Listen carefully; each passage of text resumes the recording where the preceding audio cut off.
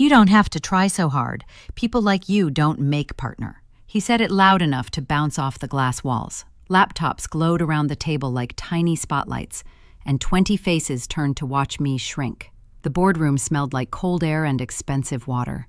Bottles sweated onto neat coasters. The skyline cut across the windows like a silver knife. I stood there with the clicker in my sweaty hand and felt my stomach drop through the floor. My slides still glowed behind me, my color codes, my numbers, the tagline I'd repeated in my head until midnight. The AC kissed the sweat at the back of my neck and made me shiver. A laugh slipped out from the far end of the table, small and mean. Someone coughed to hide it. I gripped the clicker harder. My fingers tingled like they didn't belong to me. Richard leaned back in his chair like a man in his living room. Cufflinks caught the light. He smiled without warmth. "Let the real strategists handle it." The words hit my chest and knocked the breath sideways. I tried to keep my face neutral, but heat climbed my cheeks anyway. The chair next to him creaked. The CEO glanced down, then away, a quick, harmless nod like shooing a fly. I swallowed and tasted metal. My tongue felt too big for my mouth. A whisper came from somewhere behind the laptops. "She's just an assistant with ambition issues." It was soft, but it landed like a slap. A smirk spread 2 seats to my left.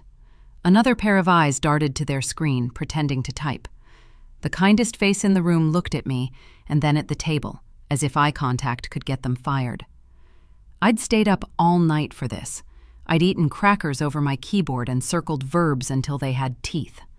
I'd practiced the hook in the bathroom mirror with toothpaste on my shirt. I had paid the Uber surge because the subway was late, and the Wi-Fi at home kept hiccuping. I could still see the sticky note I left on my door. Smile. Shoulders down. Breathe. Now I couldn't remember how breathing worked. "Thank you, Lily," Richard said, smooth as glass. His hand extended in that fake, helpful way, the kind that looks generous and feels like a shove. "I'll take it from here." I nodded because my head needed something to do. The clicker clicked. He took my slide and started talking over my numbers like he'd been born with them. He repeated my phrasing and shaved off the parts that made me proud. He said "we" and "our team" whenever the sentence felt risky, and "I" whenever it sounded brilliant. Every time he paused for effect, the room leaned forward like he'd invented gravity. My face pulsed with heat, then cold, then heat again. I looked down at the table to stop my eyes from stinging and saw it. A faint coffee ring near his seat. Dark edge, lighter center. Messy, careless, permanent. I traced it with my gaze like a prayer I didn't believe in. The company logo floated on the glass wall, pale and perfect, reflected over my hollow-looking eyes. The reflection made me look like a ghost no one called by name. "Strong top line," someone said. "Great leadership," another added. A hand clapped the table twice, a small celebratory rhythm. I kept my mouth flat and tried to nod at the right times, like a person attending a party for someone else's birthday. My chest hurt in the way that signals tears. I clenched my jaw until it throbbed. I thought about the rent due on Friday. I thought about the email from the hospital with the outstanding balance that made my throat tighten on the train. I thought about the polite "regret to inform you" messages I'd gotten from firms that smelled the same as this room. I thought about the school name on Richard's resume and the way people said it like a password. Community college doesn't sound like a password. It sounds like a warning. A tiny part of me wanted to stand up and point. "Those are my numbers. That's my language. You're stealing my air." The bigger part of me stayed seated, hands hidden, shoulders squared to look calm. The bigger part wanted to survive the hour and not cry on polished wood. He clicked to my final slide, the one with the color bands I'd built while my dinner got cold. "As you can see," he said, "the solution is simple if you know how to listen." The room chuckled like he'd told a joke only they understood.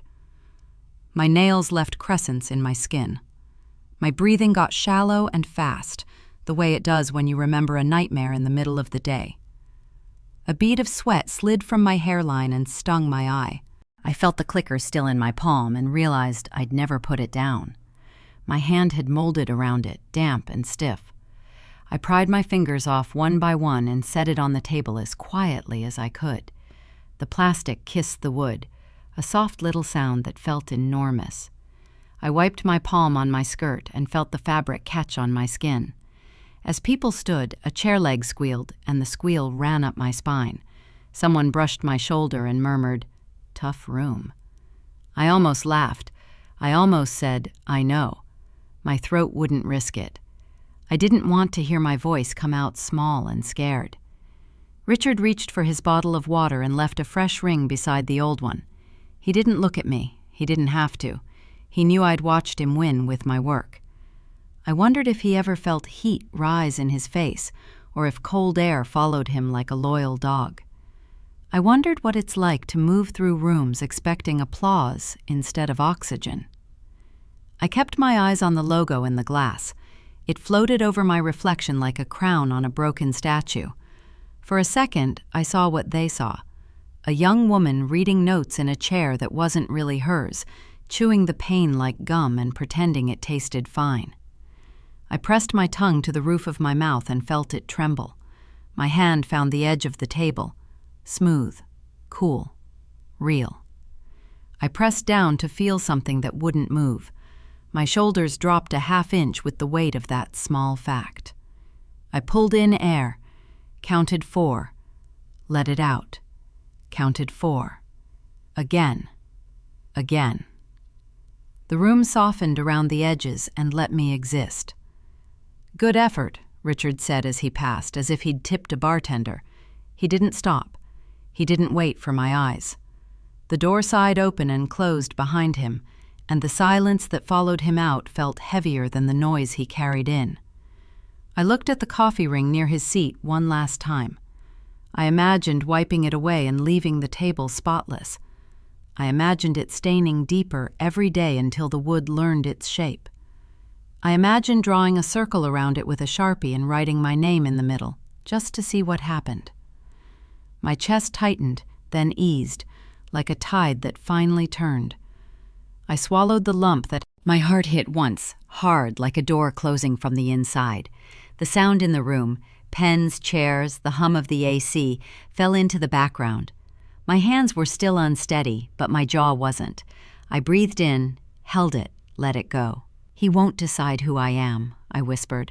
The words scratched on the way out, but they stood. I gathered my notebook, the one with the bent corner and the coffee stain shaped like a comma. The comma made sense. This wasn't a period.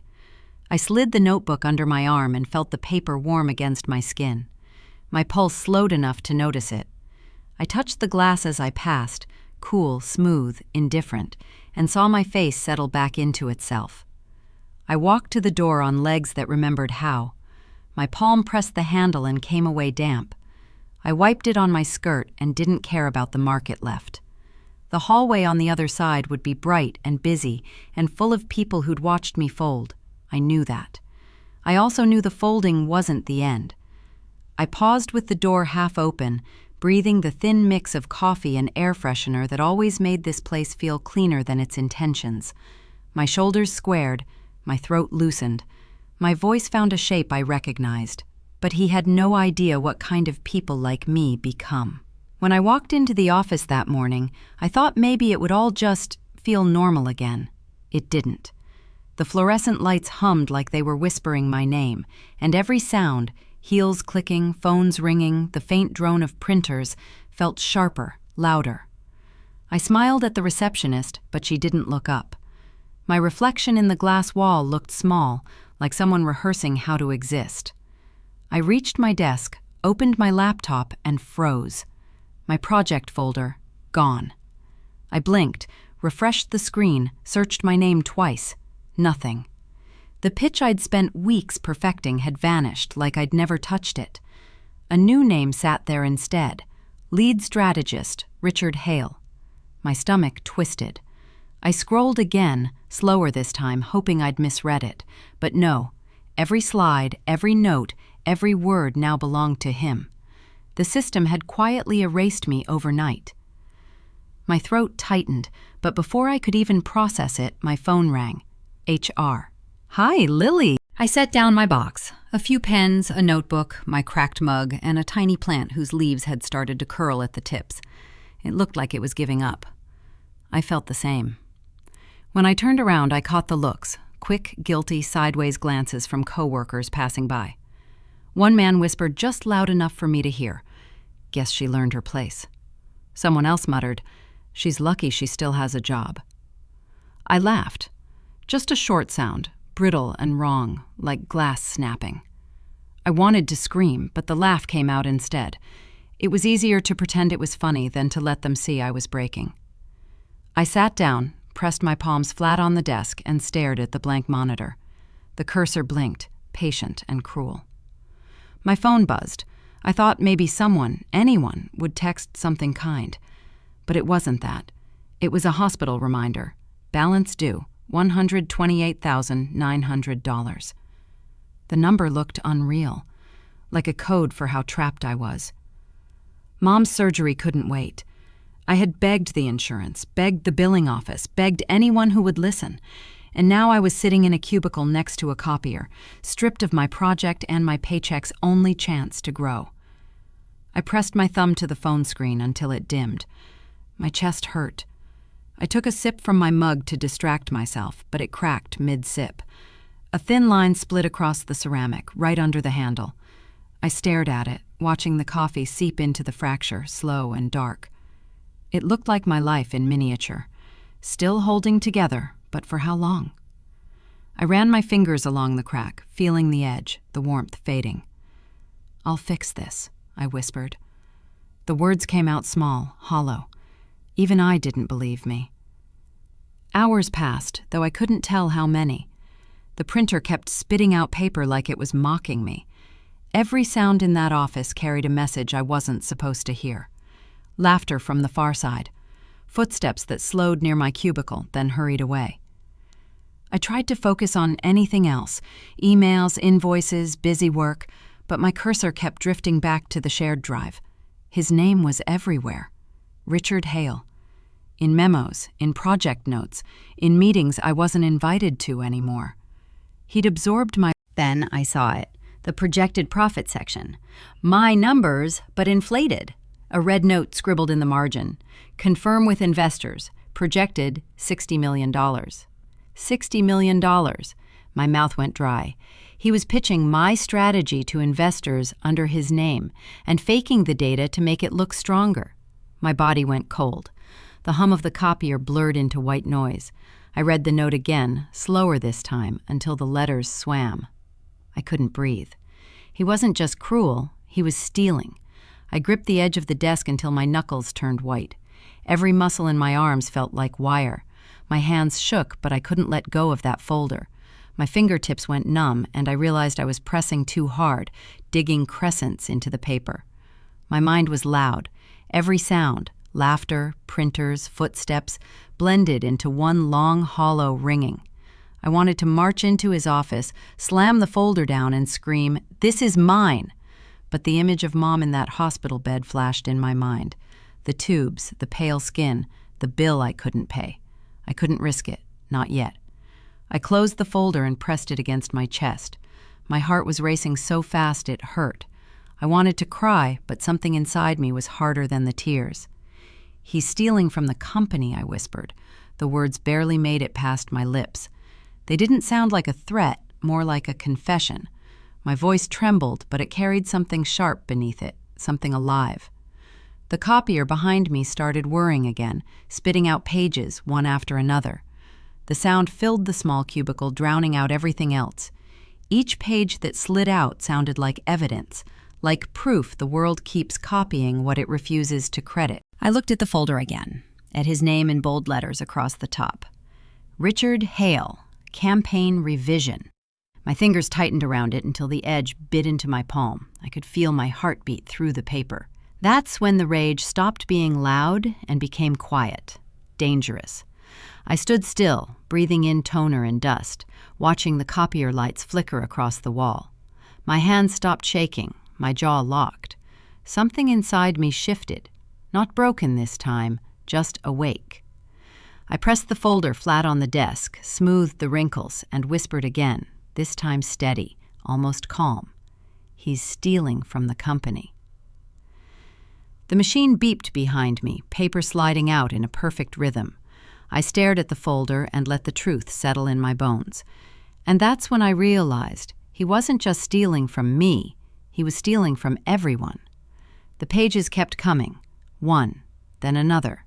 I didn't look away. That was the moment I stopped being scared and started watching. And that's when I realized he was stealing from the company.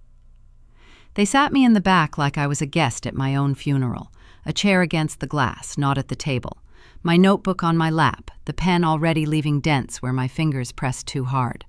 The room felt colder than yesterday, like the AC had taken sides. I forced my shoulders down and stared at the big screen. The title slide glowed like a billboard. My campaign, my colors, my line. Richard walked in with that easy swagger of a man who's never had to apologize. He buttoned his jacket like it was part of the speech. Today, I'll walk you through our new growth strategy. He clicked, and my slide advanced. A few heads nodded as if the words had been waiting for his mouth to exist. The room sounded like money. Ice clinking in glasses, pens tapping, shoes not built for running. The CEO leaned forward, elbows on the table, interested in the way people get interested when they smell a win. I tried to keep my face neutral, that careful, polite mask I'd learned in the kind of meetings where truth is rude. Every image hurt. Every word felt like a mirror I wasn't allowed to stand in front of. He used my opener. He used my case study. He used the pivot sentence I'd practiced so many times it still echoed when I brushed my teeth. I gripped my pen so hard it dug tiny half-moons into my palm. I let the pain keep me from shaking. He clicked again.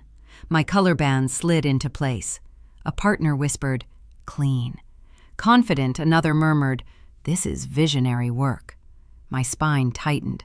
I swallowed and tasted old coffee and metal. I wanted to stand up and say, "That sentence is mine." Instead, I breathed in through my nose and out through my teeth, because that's what you do when you're learning to live with rage in public. He smiled at a question that wasn't a question. He laughed at the right moment, my scripted moment, and the room laughed with him. I watched his hands trace the very path I'd drawn through the data, the way you trace a route on a map when you don't know the city, but you like pretending you do. My chest burned. Fire and frost tangled together, and I kept my smile small and frozen because the alternative would break me open. A coworker leaned back just enough for his whisper to land. "See that? That's what real leadership looks like." Real leadership. My jaw started to ache. I pressed my tongue to the roof of my mouth to keep from saying something that would cost me rent. The pen slipped in my hand. I adjusted my grip. It creaked. I've never felt smaller, I told myself, and my throat tightened around the truth. Hearing your own words come out of someone else's mouth, something inside me cracked with a soft, humiliating sound. My pen. The barrel split near the middle, a clean little break. I pinned both halves against the paper and pretended I meant to hold it that way. Ink bled into my notebook. I kept writing nothing, lines that looked like words if you didn't read them. The applause at the end sounded like static in my ears.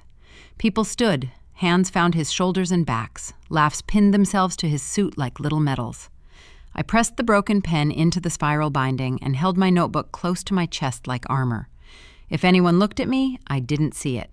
My eyes were busy staying dry. I slipped out before anyone could say something kind that would make me cry. The hallway felt warmer, louder, alive with the friction of people who belong. I breathed once, twice, shallow, then steady. At my desk, my new one by the copier, the hum like a pulse, I sat down and opened the shared drive. If I looked at the work, maybe I could anchor myself to facts instead of feelings. His header sat at the top of the folder like a flag on stolen land. I clicked into the deck he'd presented, my deck, now with his author tag. Habitat took over where pride had failed me. I opened the revenue tab and started checking the lines I could recite in my sleep. Row by row, I matched what I remembered to what I saw. Cost per acquisition, average order value, retention curves. The math should have felt comforting, like a song your mother hummed when you were small. It didn't. Something ticked wrong. I reopened my last saved version from 2 nights ago, the one I'd backed up to my personal notes because I don't trust people who smile with their whole face. I put them side by side. Numbers that used to touch didn't touch anymore. The slope of the graph was a little too proud of itself. Projections rose like helium can lift anything if you tie enough balloons to it. I whispered, "No," and the sound made my chest feel tight. I zoomed in on the quarterly forecast. He'd nudged the base by a number small enough to look like a rounding choice, then compounded it across the year. A tidy, pretty lie. On slide 14, the call-outs wore my tone, but the figures didn't.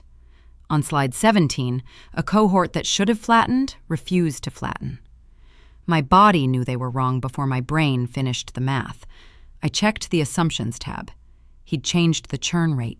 Not by much, just enough to make the curves sing. He lifted the conversion rate from an A/B test we hadn't finished and treated the best hour as if it were the whole day. He moved cost allocations like furniture, tucking the heavy things where you couldn't see them. My shoulders collapsed inward. I pressed my palms to the desk and felt the wood go warm. Breathing turned into counting. 1, 2, 3, 4. 1, 2, 3, 4. I took a sip of water and it sloshed against the plastic, my hand not as steady as I wanted it to be. A page from the printout brushed my wrist. My skin prickled. I scrolled to the appendix. The benchmark citations were mine. The links were mine. The language was mine, the part where I'd argued for conservative estimates to protect the downside. That paragraph, the careful one, had been shortened into a brag. Upside likely, downside limited. My stomach rolled. He took my seatbelt off and called it speed. For a second I thought, maybe I'm wrong. Maybe I'm tired and dramatic. That old voice you inherit when you've said sorry more times than your name tried to make a home in my head again. I opened the raw export from the last. I didn't move. Line by line, I traced his edits, each one small enough to be defended at a glance, all of them together bending the world until it matched his story. A feeling spread through my chest. Not hot this time, not a flare. Cold. Clear. Like ice setting overnight. He didn't just steal the work, he rewrote the truth. My fingers hovered over the keyboard, not sure whether to save, to print, to throw everything in the trash. I stared at the graph that had been mine and now wasn't, at the new numbers that glittered like costume jewelry. The room hummed. The cursor blinked. I heard my own breath like it belonged to someone else and I was borrowing it. Someone laughed down the hall. Someone said "brilliant" with their whole mouth. I pressed my lips together until they stopped shaking. I looked at the broken pen in the spiral binding, the tiny crack down its middle. Quiet damage. Still writing. I leaned closer to the screen until my forehead almost touched the light. The decimals glared back at me like tiny eyes. I scrolled to the summary slide they loved most. The sentence at the bottom used my cadence, my emphasis, my rhythm, and promised a return that didn't exist. If those papers went public, I whispered, and the words sounded like they were choosing me. It wouldn't just be wrong. It'd be criminal. HR's email said, "Quick check-in." My stomach knew better. I got in early anyway, hugged my notebook to my chest like it could shield skin. The hallway smelled like lemon cleaner and old carpet. I told myself to breathe normal, to keep my face calm. My fingers wouldn't listen. They kept tracing the spiral binding like rosary beads. Inside the glass office, the HR manager smiled like a receptionist at a spa. Too many teeth, too much calm. A glass of water sat between us, untouched. A tissue box angled toward me like a prediction. On the desk, a folder already open. Performance review, Lily Morgan. My name sat there like it belonged to a stranger who'd been careless. "Thanks for coming in," she said. Her voice was soft, almost syrupy. It made my skin itch. "Of course," I said. My throat felt dry. My voice came out smaller than I wanted. I sat. The chair squeaked like it had a complaint. "These aren't—" I swallowed and tried to hold my voice steady. This is not what happened. She pulled the tissue box an inch closer to my side of the desk. We just want to understand your perspective. Perspective, as if the earth tilts because I stand on it wrong. I flipped through the pages. The path names were mine, but the order wasn't. Files stitched together to tell a story I didn't live. My hands shook hard enough to make the paper whisper. I put them in my lap to hide the tremor and felt how cold my palms had gotten. My pulse beat next to my ear, hot and loud, like a small trapped animal. The realization slid in with the clean edge of a blade. Richard didn't just steal my work. He planted evidence. He built a stage and handed me the script for the villain. I didn't do this, I said. I didn't. The second one sounded like begging. I hated that. Before she could answer, the door opened. I knew the cologne before I saw him, that crisp, expensive smell that always showed up before the harm. Oh, he said, warm surprise, not too much. Lily, you're here too? The HR manager softened by a few degrees. Richard, thanks for stopping in. He closed the door gently like he was tucking a baby in. He nodded at me, concerned, a careful crease between his eyebrows. He sat beside me, too close. I could feel the heat off his sleeve. I told them you might have mixed files accidentally, he said, voice low, kind. It happens. He aimed the kindness like a dart. I stared at the folder so I wouldn't stare at him. I didn't mix anything. We're not here to accuse, HR said, already accusing. We just want to ensure protocols are followed. He rested his hand near the printouts, not touching, just occupying space. We all make mistakes, he said softly. It's okay. He said it like forgiveness was a power he owned. The room tilted slightly. Not the floor, the rules. I could see it in the HR manager's posture, in the way she turned her body toward him when he spoke, and toward me when she needed something signed. He offered narrative, I offered noise. I didn't copy anything, I said again. My voice. The AC blasted from a vent above my head. My eyes watered from the cold, and I let them because at least it wasn't crying. I pulled the notebook into my lap and pressed my nails into the paper until crescents appeared in the cardboard. The small pane gave me a place to stand. He stood, smooth and slow, the way people move when they're sure about gravity. He smiled at HR, then at me, like a teacher who hates to scold. As he walked past my chair, he leaned down just enough for the words to slip under my skin. You really should be more careful. They were soft. They still cut. I felt each one slide through and stick. I watched him leave without looking back. The cologne stayed behind like a fingerprint on air. HR said something about a follow-up review and process, words that sounded like elevator music and throat constriction at the same time. I didn't catch all of it. My heartbeat kept stepping on the ends of the sentences. Thank you, I said to no one, because that's the script. I stood too fast and the room stuttered. The tissue box tilted, hopeful. I left it upright. The hallway felt too bright. My feet remembered how to move even though my brain didn't. People talked softer when I walked by, voices slipping into the slanted register of gossip. I kept my face polite. I kept my chin level. I kept my body from shaking by clenching my jaw until it hurt. At my desk, my computer blinked a cheerful blue and then coughed up a wall. Access denied. I tried again. Denied. I tried a second folder. Denied. The screen didn't care about my breath or the way my stomach had begun to drop in tiny increments. I swiped my badge at the side gate out of reflex. Red light. I swiped again. Red.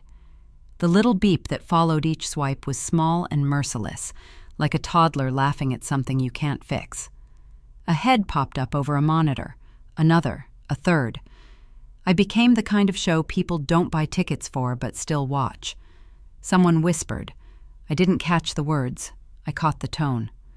It was the same tone people use when they pass an accident and pretend they're not slowing down. My hands shook. I tucked them under the desk until the wave passed. Sweat cooled on my palms. I breathed in 4s, in and out. The elevator doors slid open. I stepped in and turned to face the hall, a reflex from years of pretending to be available. My reflection looked back from the stainless surface, eyes rimmed red from cold air, mouth set in a line that made me look like my mother when she didn't have bus fare and still smiled at me anyway. "He thinks this is over," I said under my breath. It barely made sound, but the shape of the sentence fixed something inside me. I touched the notebook through the canvas of my bag like it could hear me. The paper was warm where my palm rested. Then I said it quieter, steadier, like a line that knows its place in a song. But the files I copied will tell the truth, when the time is right. The doors began to close. I caught a last flicker of the red light reflecting off my badge, a tiny heartbeat of no against metal. For a second, it felt like being stamped out of my own life. The heaviness rose, hot and ready to crest. I put a hand against the cool bar, pressed my thumb into it until the pressure met bone, and held still until the heaviness receded enough to breathe. As the doors sealed, the hallway vanished, the whispers cut off, and the small room filled with the hum of old machinery and my own pulse slowing down. I watched my reflection steady. Not calmer, just steadier. The difference mattered. I tightened my grip on the bag strap, felt the edge bite into my fingers. Let it. I wanted the mark. I wanted something to prove this moment had weight. The elevator shuddered once, then started down. In the faint mirror, the red light on my badge flickered again, a last petty warning from a system that thinks plastic can decide who I am. I leaned in so my reflection would hear it first. He just made his biggest mistake. I sat in the stairwell, my back against the cold concrete, the kind of cold that doesn't fade no matter how long you sit there. The hum of the copier down the hall was steady, almost human, a heartbeat in a body that didn't belong to me anymore. My badge still hung from my neck, but it didn't mean anything now. The red light from earlier kept flashing in my head, like a warning I couldn't shut off. My hands wouldn't stop shaking. I pulled out my phone, tried to text my brother. The screen blurred from how bad my fingers trembled. It was the way he said quit, soft but sharp, like he thought he was saving me. I stared at the wall, the paint cracked near the baseboard. "I didn't do anything wrong," I said, but my voice came out small. "Then let it go." The line went quiet, then dead. I stayed still for a long time. The air was thick with that dry chemical smell that all corporate buildings share, like the scent of things too clean to be real. I swallowed, but it hurt. My chest felt tight, like someone had wrapped their hand around my ribs and just held. No one believed me. Not him, not HR, not a single soul in that glass tower where lies got dressed in better suits than the truth ever could. I opened my voicemail just to hear another human sound. My mother's voice filled the speaker, soft, fading. "Hi, sweetheart. Just checking in. Don't forget your rest, okay? You sound tired." Her voice broke me more than Richard ever could. She didn't know. She couldn't. My phone buzzed again. A new notification. Hospital reminder, payment overdue, $128,900. The number stared back at me like a punishment. I blinked until it blurred, until the digits lost shape. It didn't make it less real. It just made me feel smaller. I leaned my head against the wall and let out a sound. A laugh, maybe, or the ghost of one. It came out wrong, sharp, empty. It climbed up the stairwell and died in the air before it reached anything human. I pressed my palms against the concrete until they burned. "You can't fall apart," I whispered. "Not yet." That night, the apartment felt foreign. The kind of quiet that doesn't comfort, it accuses. I sat in the half-dark, surrounded by unopened mail and takeout boxes with dried sauce on the edges. My badge sat on the table, the lanyard torn, twisted around itself like a rope. I couldn't throw it away. I just couldn't. The laptop was open, the screen asleep, its dim reflection showing a version of me I didn't recognize. Hair messy, skin pale, eyes red but dry. I didn't even look angry anymore, just hollow. Then my inbox pinged. One new email, no name, no subject line, just 3 words. "Be careful, they're watching you." I stared at it until... But under the fear, something else started to form. Not hope, not courage, something colder, sharper. A thought so quiet, it almost didn't have a sound. Enough. I pulled open my bag and found the USB drive buried at the bottom, the one I'd copied the files onto before they locked me out. It was small, silver, scratched at the edges. My thumb rubbed the metal until it grew warm. This was mine. The only proof of what really happened. The only thing they couldn't take. The phone buzzed again. Unknown number. You'll regret this. For a second, I just stared at the screen. Then I laughed. A real one this time. Bitter. Short. Regret? I whispered. That ship already sank. I turned back to the table. Bills, coffee mug, hospital notice, laptop. My whole life spread out in front of me like a crime scene. I sat down, legs trembling, and opened the computer. The blue glow hit my face, made everything else fade. For a moment, I saw myself reflected in the screen. Tired, wrecked, unrecognizable, and thought, that's what he made. Then I thought, no, that's what I'll undo. I opened a blank email. The cursor blinked like it was daring me to start. 2. Harris Capital, primary investor. Subject, urgent. Fraud in Westbridge financial reports. The words looked heavier than they should. I stared at them until my vision pulsed. My hand hovered over the trackpad. If I send this, I lose everything. If I don't, he wins. The silence in the room was so thick it had a sound. The buzz of the fridge, the faint tick of the clock. My breath came in short bursts. The laptop's light flickered once, almost like hesitation. I pressed my hands flat on the table to steady them. My heart pounded, hard and wild, like it was trying to leave my chest.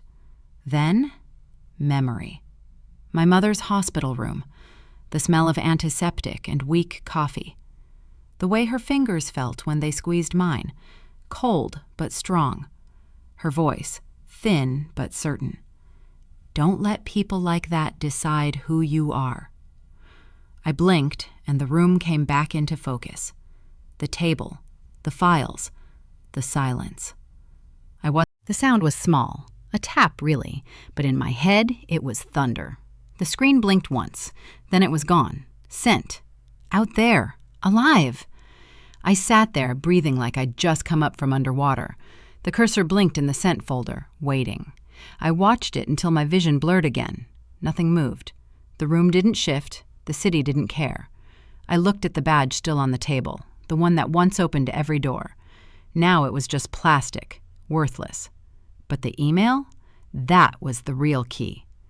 I whispered into the quiet, not a prayer, not a hope, just a promise. I hit send. Then I sat back in the chair, hands trembling, heart still racing, waiting for the world to move. I didn't sleep, not really. I watched the inbox refresh over and over, the way some people watch the horizon waiting for light. Each time it blinked back to no new messages, my chest tightened a little more. I'd sent the files less than 12 hours ago. Every fraud, every forged signature, every fake number Richard had built his empire on. And the silence that followed was louder than any storm. I told myself I wasn't scared. I told myself it was just waiting. But my hands wouldn't stop shaking, and every creak in my apartment made me flinch. Then, finally, at 5:42 a.m., my laptop chimed. Subject line, let's meet. Confidential. I just stared at it. My hand covered my mouth before I even realized I was holding my breath. The sender's address, Harris Capital, hit me like a jolt. That was the biggest investor our firm had, the one Richard always mentioned in meetings like a personal trophy. I opened it twice, just to be sure it was real. The message was short. We've reviewed your files. Meet me at 10 a.m., Hamilton Cafe. Come alone. That was it. No greeting, no signature, just direction. I reread it until the words blurred, then whispered to myself, okay. It didn't feel brave. It felt necessary. I dressed like I still belonged somewhere. Blazer, clean hair, the kind of outfit that could pass for confidence if no one looked too closely. My stomach was in knots, but I forced coffee down anyway. I couldn't taste it. My reflection in the mirror looked older than it had last week. Tired eyes, pale skin, but steady. Then he walked in. Mr. Harris. He looked exactly like Power. Tailored gray suit, calm eyes, movements that didn't waste energy. No smile, no small talk. He ordered black coffee without looking at the menu and sat across from me. "You sent something I can't ignore," he said. Just that. No introduction. My throat was dry, but I nodded. "I wasn't sure if you'd see it." I saw it. He pulled the tablet from his case, tapped the screen, and turned it toward me. My spreadsheets filled the display, the ones Richard had stolen. The same color-coded headers, same projections, but next to them were altered copies, the forged ones with Richard's signature. My stomach dropped. "He's been stealing from investors," Mr. Harris said. His tone wasn't surprised, just tired. "He used your project as a cover to hide diverted funds." For a second, I forgot how to breathe. Hearing someone else say it, the truth I'd been screaming into silence, made something in me crack open. I swallowed. "So you believe me?" He looked up, meeting my eyes for the first time. "I don't believe, I verify. And your data checked out. Every detail." He scrolled through the files, line by line, each one revealing another layer of Richard's deceit. Hidden payments, fake investors, the kind of thing that could ruin lives. Every swipe of his finger was another nail in Richard's coffin. Then he looked at me again. "You've just saved us millions." The words landed like a weight and a release at once. My chest ached with it. For weeks I'd been called a liar, a thief, a problem, and now someone finally saw what was real. He reached into his briefcase and took out an envelope, slid it across the table. "Consider this a gesture of appreciation," he said. I glanced down. $25,000, my name already printed on the check. My breath hitched. That number could pay half of Mom's surgery. It could stop the calls, buy time, make the panic quiet for a while. I stared at it, my pulse thudding in my ears. He watched me carefully, not judging, not pushing, just waiting. My hand twitched. For a moment, I imagined taking it. I could fix everything. No one would know. But then I saw the hospital reminder flash. I sat there for a long time after he left. The coffee in front of me had gone cold. I hadn't touched it once. I stared at the cup, watching the ripples settle, feeling the same calm seep into me. Strange, fragile, but real. When I finally stood, the world outside looked different. Not brighter, not safer, just sharper. The city noise felt distant, like I was walking underwater, but for the first time in months, I didn't feel powerless. I went home on the late train. The sky outside the windows was black, the kind that swallows everything. My phone buzzed in my bag once, twice, but I didn't look. I just held on to the bar, steadying myself as the train rocked forward. When I got home, I sat in the same chair where I'd hit send, the same dim light, the same silence. But this time it didn't feel like defeat. It felt like aftershocks, the quiet before something new begins. I opened my laptop again. No new messages, just the sent folder glowing back at me. Proof that I'd done something that mattered. For a while, I just watched the city lights flicker through the window.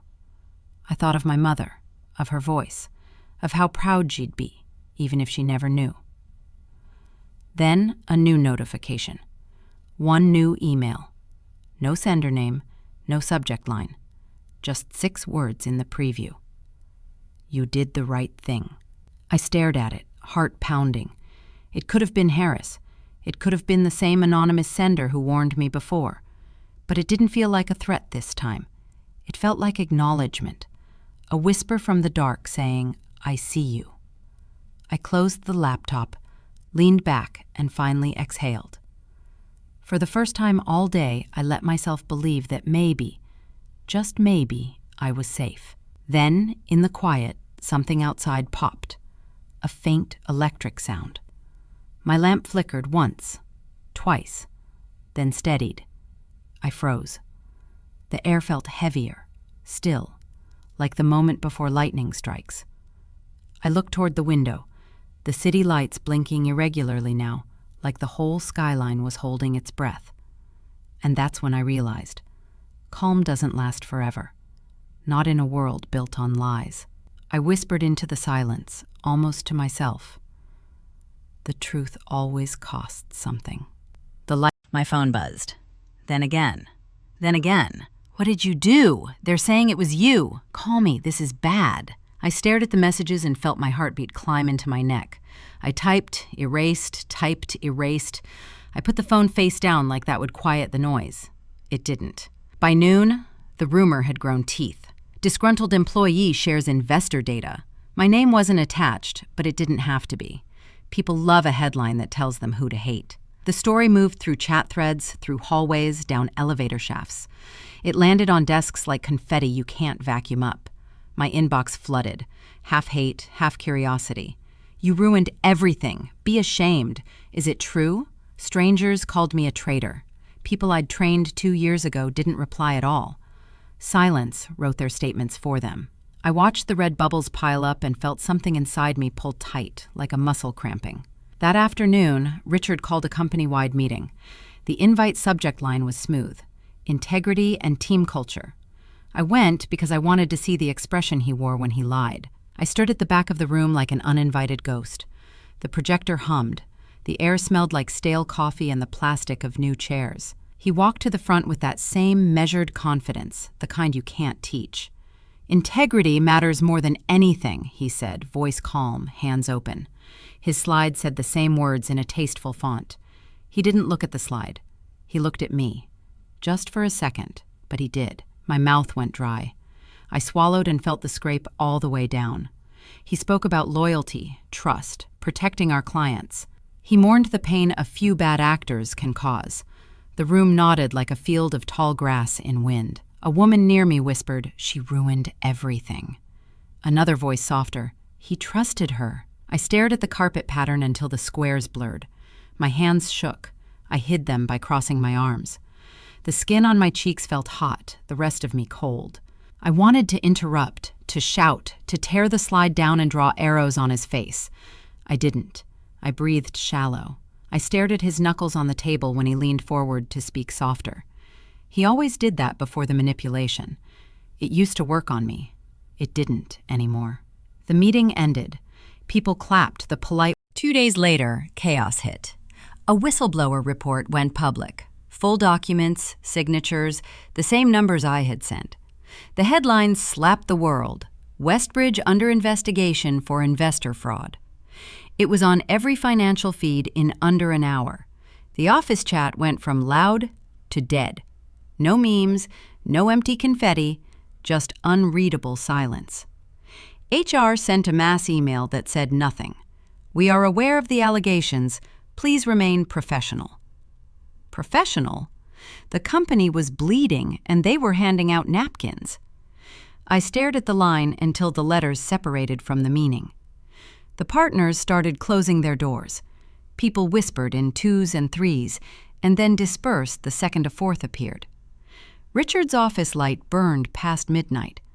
I passed by once on my way to the stairwell and saw him through the glass.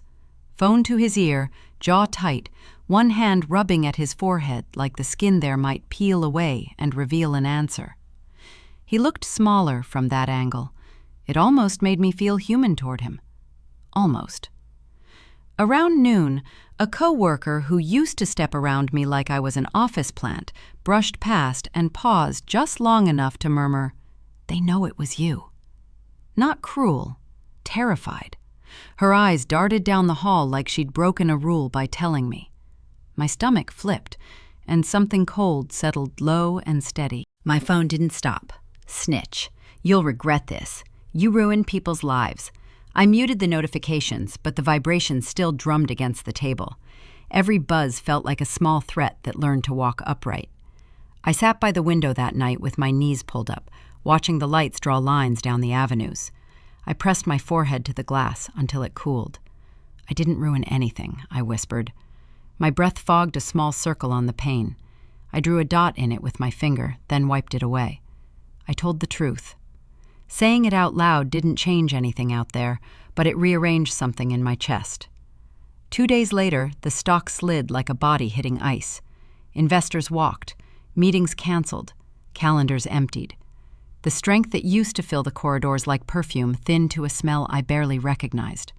People moved quietly now, like sound could make the collapse faster. A project manager cried in a phone booth. I could see the shape of her shoulders shaking through the frosted glass. For the first time in weeks, I didn't cry. I felt fury. Not at the insults, not even at the threats, at the speed of truth, how slow it walks, how it takes its time choosing a door. It doesn't arrive with applause. It arrives like thunder, late to the scene, but when it speaks, windows shiver. I thought of every night I'd stayed to fix slide decks they couldn't name. I thought of the laugh in the boardroom that day, the cough that tried to cover it. I let the anger sit beside me like a person and didn't apologize for its weight. Emails stopped coming. Then the website went down for maintenance. All that glass in the lobby, all that shine, all those shoes that never touched the subway, now the building felt like a costume.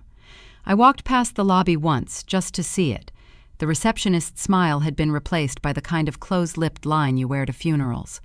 2 executives walked out, ties loosened, talking into phones that sounded like they weren't calling back. I went home early. I didn't see a point in sitting at a desk I didn't own anymore. The elevator mirrors held a version of me that looked steadier than I felt. My shoulders hurt from living near my ears. My jaw ached from clenching words until they fossilized. At my kitchen table, the headlines stacked themselves in neat, brutal layers. Analysts called it a governance issue. Blogs called it a betrayal. Comment sections called me names and then called me a hero, often in the same thread. Somewhere in the noise, a line appeared that stopped me. Source declined to be named. Anonymous. It fit like a coat that had been tailored so well you forgot you were wearing it. I didn't reply to anyone. Not the friends who wrote you, okay, hours too late. Not the strangers who wanted a quote. Not the coworker who typed, I always knew you were smart like that, erased her silence. I wrapped my hands around my mug and let the coffee go cold. The lipstick smudge at the rim faded under my thumb. Night thickened around the window. The city flickered like it was breathing. My phone rested face down, finally still. In the quiet, I heard the line again in my head. They know it was you, and waited for my heart to race. It didn't. It just thudded, steady, like it had found the pace it could live with. I leaned back and stared at the ceiling until the bumps turned into a map. Shame had burned through me and left its ash. Anger had sharpened and found a seat. Fear had learned my address but not my door code. Defiance stretched its legs. Vindication pressed its hand to the window from the other side of the glass and waited. Truth has its own timing, I said into the room. My voice didn't shake. It never rushes. I thought of the first time Richard smirked at me in front of 20 people. I thought of my mother's voice telling me not to let people like that decide who I am. I let the quiet sit, not as punishment, but as proof. Outside, the city kept going. Footsteps, sirens, laughter from someone who wasn't thinking about me at all. I breathed in and counted to 4. Breathed out and counted to 4. The mug was cool under my palms. The table was solid under my elbows. The floor held. It never forgets, I finished. The words fell into the room like a stone into dark water. No splash, just a circle spreading, slow and sure. I watched the circles reach the edges of me, then move past. I didn't know what to. The city blinked. I blinked back. The news played low in my apartment, the kind of volume you use when you're trying not to wake something that finally fell asleep inside you. Westbridge Financial faces major fraud investigation, the anchor said, and my chest tightened. The same anchor who once smiled while praising our record quarter said Richard's name like it left a bad taste. I stood in the doorway between my kitchen and living room with my fingers wrapped around a mug I wasn't drinking, and I let the words move through me like cold air. By week's end, it stopped being a rumor and turned into a procession. Richard was escorted out on a Thursday. I saw the phone video 3 different ways: the tight jaw, the quick glance at the camera, the hand that lifted as if to wave, then dropped when he remembered there was no audience left to charm. The CEO resigned the next morning with a statement about family time. Investors froze funding. Emails from partners were clipped and formal, stripped of all the cheerful lies we used to trade like candy. I watched it unfold from my couch. No applause, no "I told you so," just quiet, like watching a storm move across a city and realizing your roof held. Relief came in small pieces, a shoulder dropping an inch, a breath that didn't catch halfway, the way my heart didn't sprint every time my phone buzzed. I wasn't happy. Happiness wasn't the word. I was uncoiled. The article everyone shared used a headline that sat in my throat like a stone. Whistleblower saves $50 million deal. No name, just former employee. That was enough. I didn't need a spotlight. I needed the rot named out loud. I touched the edge of the screen and let my finger hover over the words, then set the phone down and stared at the window until the city sharpened again. I thought of my mom, the way she still asks if I'm eating enough even when the monitor beeps a different question. I thought about every night I stayed late while he slipped out early, my name removed from a slide he'd present with my words still clinging to it. The credits were finally rolling, and I didn't need my name on them. I just needed the film to end. A week later, I walked past Westbridge with my hands tucked into my jacket sleeves. The lobby smelled like lemon cleaner and cardboard. Boxes lined the marble. Framed photos, pencil cups, thick bind. I slid my old red badge from my pocket and felt the plastic against my palm. The color used to make my stomach drop. Now it felt light, useless. I almost smiled. I tucked it back away and left before anyone recognized me. Months passed like pages turning with damp fingers. The noise died down. Other scandals took up the space. I went to work.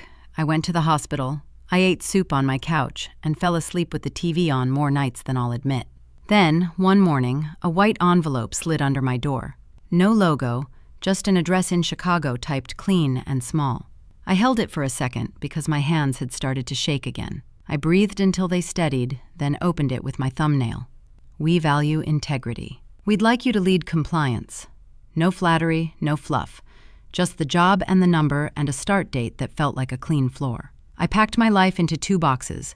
The plant that somehow lived through everything, the cracked mug I should have thrown away, and my mother's photo from when she was my age.